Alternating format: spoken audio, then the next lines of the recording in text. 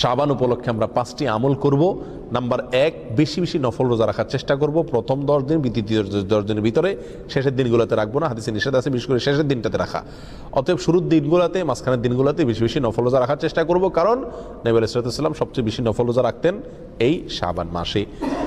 দ্বিতীয় নম্বর আমল হলো, যদি আগের বছরের কোনো রোজা কাজা থেকে থাকে তাহলে সেই রোজা এই শাবান মাসের আগেও যদি না রাখা হয়ে থাকে তাহলে অবশ্যই শাবানের মধ্যে কমপ্লিট করা, কারণ কোনো রমজানের রোজা বাকি থাকলে পরবর্তী রমজানের আগে আগেই সেই রোজাগুলো কাজা করার নির্দেশ আছে। অতএব আগের বছরে কোনো রোজা যদি কাজা থাকে, বিশেষ করে মা বোনদের মাসিক হওয়ার কারণে যদি রোজা না রাখা হয়ে থাকে আগের বছরে, তাহলে অবশ্যই সেটা এই শাবানের মধ্যে কি করতে হবে, কমপ্লিট করতে হবে।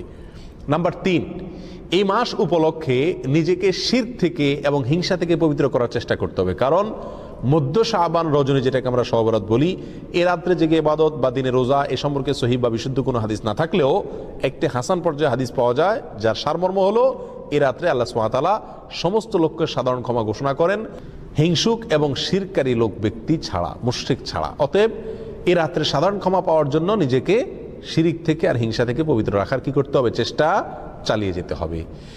শাবান উপলক্ষে একজন মুসলিমের 4 নম্বর আমল বলা যেতে পারে দান সদকা করা। এটি কোরআন অথবা নবী আলাইহিস সালামের হাদিস থেকে পাওয়া যায় না, তবে সালাফের আমল থেকে পাওয়া যায়। মুস্তাহাব কেউ মনে চাইলে করতে পারেন। আনাস রাদিয়াল্লাহু আনহু থেকে বর্ণিত এক রওয়ায়াতে পাওয়া যায় যে তাদের আমলে, সাহাবী অথবা তাবিঈনদের মধ্যে একটা আমলের কথা তিনি বলেছেন যে তারা শাবান মাস আসলে যাকাত দিতেন গরিবদেরকে, যেন রমজান মাসে তারা নিশ্চিন্তে ইবাদতবন্দেগী করতে পারে। অতএব গরিবদের দিকে খেয়াল করা, যাতে রমজানে তারা ইবাদতবন্দি করতে পারে, সেজন্য সাধ্য অনুযায়ী দান সদকা করা উত্তম, ভালো। এটাকে সুন্নাহ, নবী সাল্লাল্লাহু আলাইহি ওয়াসাল্লামের সুন্নাহ অথবা কোরআনের নির্দেশ এরকম বলা যাবে না, তবে এটা করা যেতে পারে। 4 নম্বর।